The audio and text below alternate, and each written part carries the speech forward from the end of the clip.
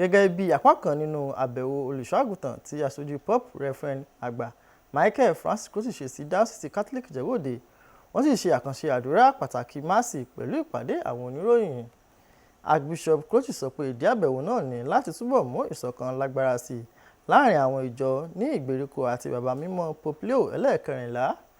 Fatima Hassan péjúkúṣẹ̀ sí ilé ẹ̀kọ́ Christ the King College Odùlẹ́wù Ìjẹ̀bú Òde, ó sì jábọ̀ ìròyìn ẹgbọ́ròyìn náà síwájú sí i. Àkànṣe àdúrà máàsì pàtàkì ni wọ́n ṣe ní gbọ̀ngàn ilé ẹ̀kọ́ gíga Christ the King tó wà ní Odùlẹ́wù ní Ìjẹ̀bú.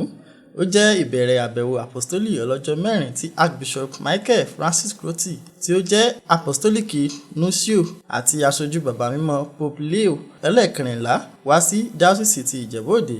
Ìdí àbẹ̀wò náà ni láti mú ìfaramọ́ bàbá mímọ́ súnmọ́ ìjọ ìbílẹ̀ àti láti mú kí Diocese náà lágbára sí nínú ìṣọ̀kan. Àdúrà máàsì náà tún jẹ́ àǹfààní fún ìyàsọ́tọ̀ àwọn àlùfáà tuntun 10 fún Diocese ti Ìjẹ̀bú Òde lábẹ́ ìtọ́nisọ́nà Reverend àgbà Francis Adesina.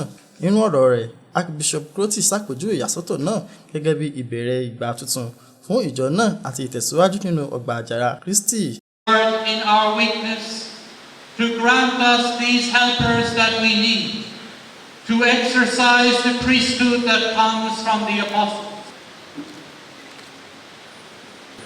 that you may sanctify the Christian people and offer sacrifice to God.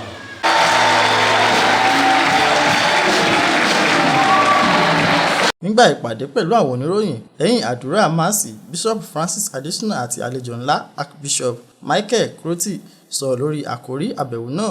Wọ́n rọ gbogbo àwọn ọmọ ìjọ àgùdà ní Ìjẹ̀bú Òde àti níbi gbogbo láti tún ìgbàgbọ́ wọn ṣe nínú Ọlọ́run, láti mú ìṣọ̀kan pọ̀ sí àti tún mú ìtara wọn pọ̀ sí fún ìwàásù ìrere. Àwọn àlùfáà tuntun náà fi ayọ̀ hàn sí Ọlọ́run fún àǹfààní láti iṣẹ́ fún Ọlọ́run.